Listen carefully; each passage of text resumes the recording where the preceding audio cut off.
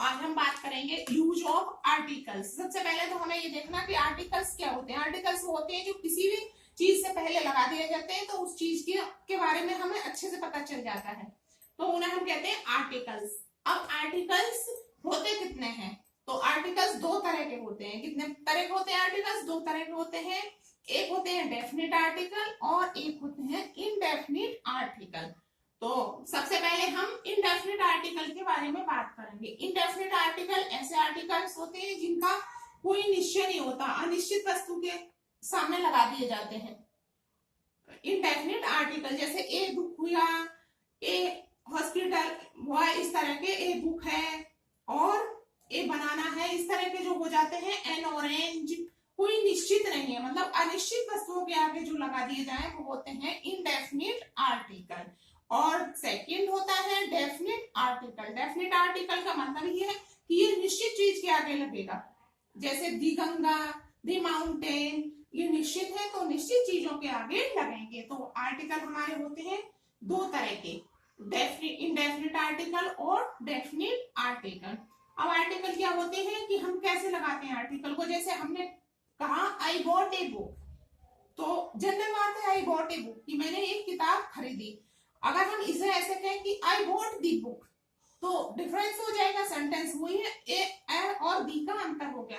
तो I got a book कि हमने कोई भी किताब खरीद ली, एक किताब खरीदी, और आई गॉट दी बुक तो हमने किताब खरीदी, और वो किताब खरीदी जिसे हम अच्छे से जानते हैं। वैसे कोई भी किताब हमने खरीदी तो वो दी बुक है जिसके बारे में हम पहले से जानते हैं, पहले हमने पढ़ी हुई है, पहले हम जिसके बारे में जानते हैं तो हमने वो बुक खरीदी।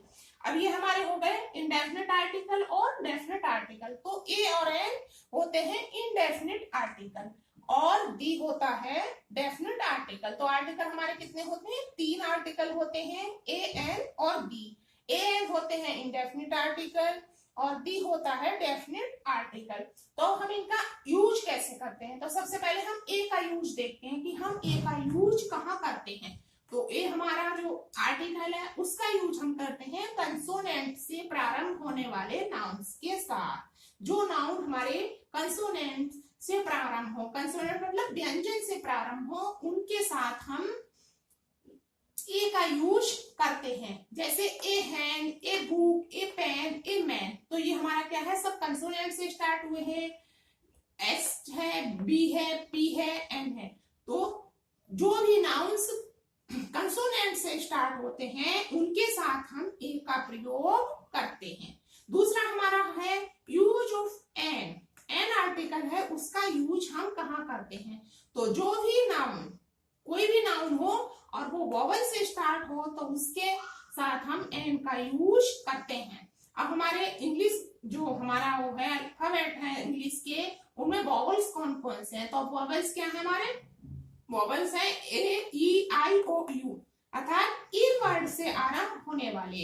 ए से कोई वर्ड आरंभ हो, जैसे एप्पल हुआ, ई से हो एग हुआ, आई से हो इंक पॉट हुआ, ओ से ऑरेंज, यू से अम्ब्रेला, ऐसे वर्ड्स जो इन से आरंभ हो, इन अक्षरों से आरंभ हो, ए से, ई से, आई से, ओ से, यू से, जो भी शब्द बने उनसे पहले हम एन का प्रयोग करते हैं। जैसे एन इंक पॉट हुआ, an orange, an umbrella, an egg, इन सब के आगे हम क्या लगाएंगे?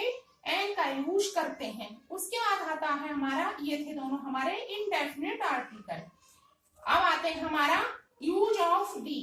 दी हमारा डेफिनिट आर्टिकल है और इसका यूज हम कहाँ करते हैं? तो दी का यूज सबसे पहले 5-6 जगहों पर इसका 4-5 जगह यूज होता है। तो दी का यूज जब किसी नाउन से निश्चित भाव प्रकट हो, कोई भी ऐसा नाउन हो जिससे ये प्रकट हो जाए कि हम इस चीज को पहले से जानते हैं, तो उससे पहले हम दी का यूज करते हैं। क्या है? निश्चितता का भाव प्रकट हो किसी भी नाउन से पहले, अर्थात किसी भी नाउन से पहले हमें ये लगा कि इस चीज को हम अच्छे से जानते हैं तो हम वहां दी का यूज करेंगे। जैसे this is the place here we met, this is the place. The place ये ऐसा स्थान है जहां हम मिले, तो हम इस स्थान को, हम इस प्लेस को पहले से जानते हैं, तो ये हो गया दी का यूज। तो दी का यूज नंबर 1 पे ऐसे जगह पे करते हैं जहां निश्चितता का भाव प्रकट हो। नंबर 2, जब किसी नाउन से संपूर्ण जाति का बोध हो, कॉमन नाउन जिसे हम कहते हैं, कॉमन नाउन के साथ भी दी का यूज करते हैं, पूरी जाति का बोध हो। जैसे help the poor, the poor यहाँ क्या है हमारा, पूरी पुअर जो लोग होते हैं उन सबका बोध हुआ। हेल्प दी पुअर, जैसे the cow is a gentle animal, तो क्या है, the cow is a gentle animal, जिस जो भी जेंटल एनिमल है उनके साथ काउ उनका प्रतिनिधित्व करती है। तो कोई भी चीज जो किसी का प्रतिनिधित्व करे उससे पहले हम, संपूर्ण जाति का प्रतिनिधित्व करे तो उससे पहले हम दी का यूज करते हैं। नंबर 3 पर है नदी, कोई भी नदी हो उसके नाम से पहले, समुद्र के नाम से पहले, पर्वत के नाम से पहले, घाटी के नाम से पहले, सूर्य के साथ, सूर्य से पहले, चांद से पहले, आकाश से पहले, पृथ्वी आदि के नामों से पहले हम क्या करेंगे, जब इन चीजों को हम लिखेंगे तो इनसे पहले हम दी का यूज करते हैं, डेफिनेट नाउन दी का यूज करते हैं। जैसे नदी आ गया तो दी गंगा, समुद्र आ गया दी ओशन, पर्वत दी हिमालयास, हिमालय वैली, दी सन, दी मून, दी स्काई, दी अर्थ। तो क्या है, सबसे पहले हम द का यूज करते हैं।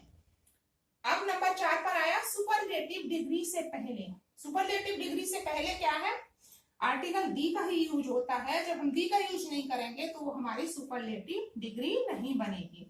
सुपरलेटिव डिग्री वो डिग्री होती है जो जिसमें हम किसी भी चीज को सबसे ऊंचा दिखाएं, वहां होती है सुपरलेटिव डिग्री। तो सुपरलेटिव डिग्री से पहले दी का यूज होता है। जैसे Mohan is the best boy in the class, Mohan क्या है, क्लास का सबसे अच्छा लड़का है। तो दी बेस्ट बॉय ये हमारी हो गई सुपरलेटिव डिग्री, इससे पहले हमने दी का यूज किया है। फिर है Meena is the most beautiful girl in our college, तो ये भी मोस्ट ब्यूटीफुल, इससे पहले हमने दी का यूज किया है। तो ये हमारी सुपरलेटिव डिग्री है।